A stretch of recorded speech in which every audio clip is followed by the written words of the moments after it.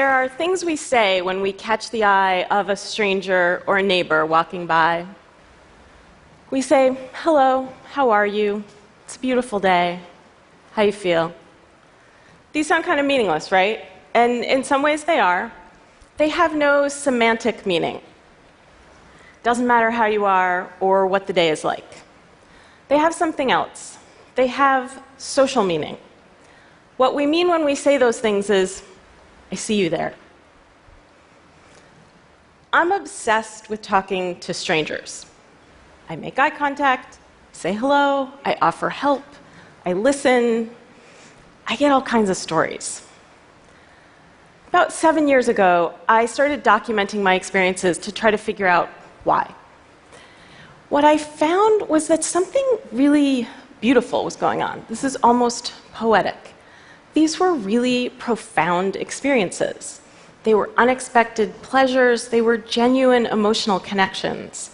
They were liberating moments. So one day, I was standing on the corner waiting for the light to change, which I'm a New Yorker, so that means I was actually standing in the street on the storm drain, as if that could get me across faster. And there's an old man standing next to me. So he's wearing like a long overcoat and sort of an old man hat, and he looked like somebody from a movie. And he says to me, "Don't stand there. You might disappear." So this is absurd, right? But I did what he said. I stepped back onto the sidewalk, and he smiled and he said, "Good. You never know. I might have turned around and zoop, you're gone." This was weird. And also really wonderful. He was so warm, and he was so happy that he'd saved me. We had this little bond. For a minute, I felt like my existence as a person had been noticed, and I was worth saving. The really sad thing is, in many parts of the world, we're raised to believe that strangers are dangerous by default, that we can't trust them, that they might hurt us. But most strangers aren't dangerous. We're uneasy around them because we have no context. We don't know what their intentions are. So instead of using our perceptions and making choices, we rely on this category of stranger. I have a 4-year-old. When I say hello to people on the street, she asks me why. She says, "Do we know them?" I say, "No, they're a neighbor." "Are they our friend?" "No, it's just good to be friendly."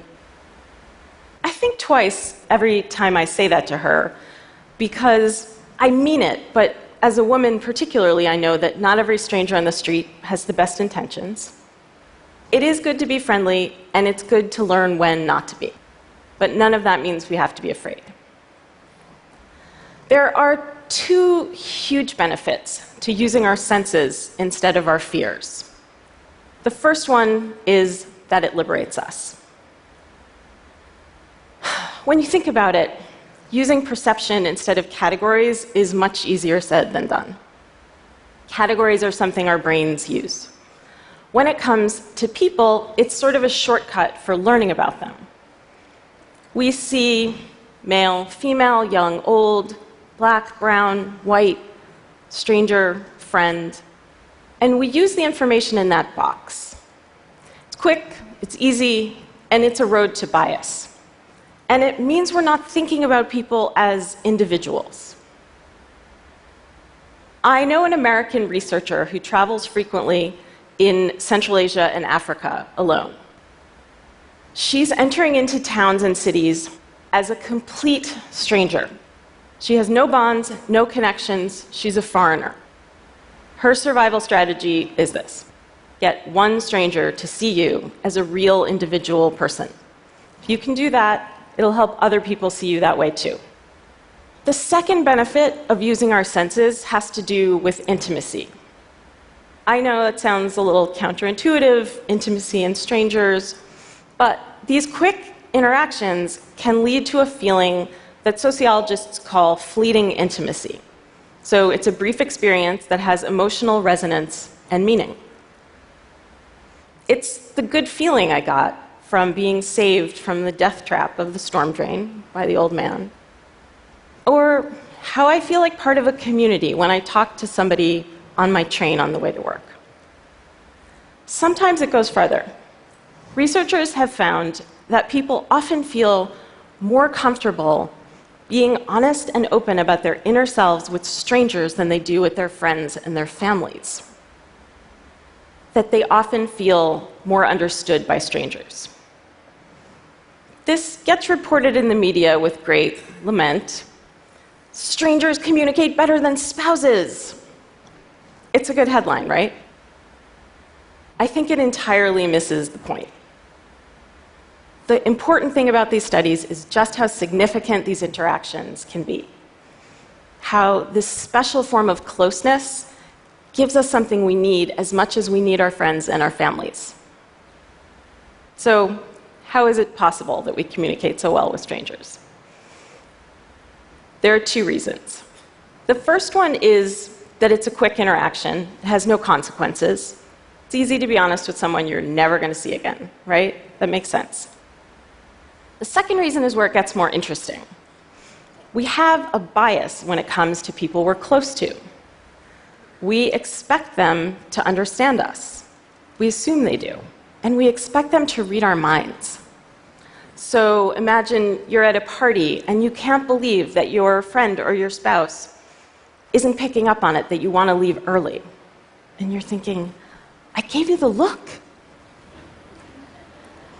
With a stranger, we have to start from scratch. We tell the whole story.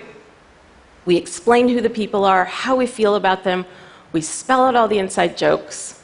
And guess what? Sometimes they do understand us a little better. Okay, so now that we know that talking to strangers matters, how does it work? There are unwritten rules we tend to follow. The rules are very different depending on what country you're in, what culture you're in.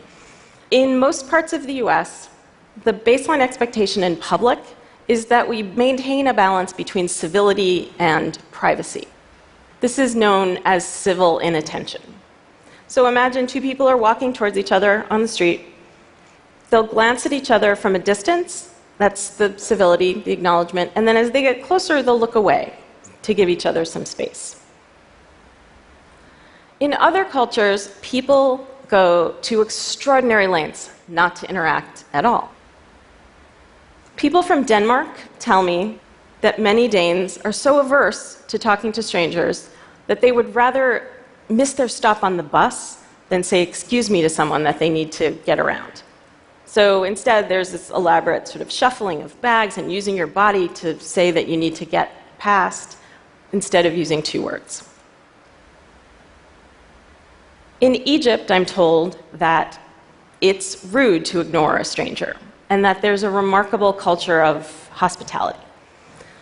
Strangers might ask each other for a sip of water, or if you ask someone for directions, they're very likely to invite you home for coffee.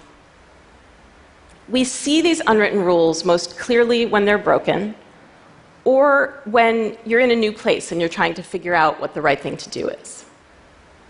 Sometimes breaking the rules a little bit is where the action is.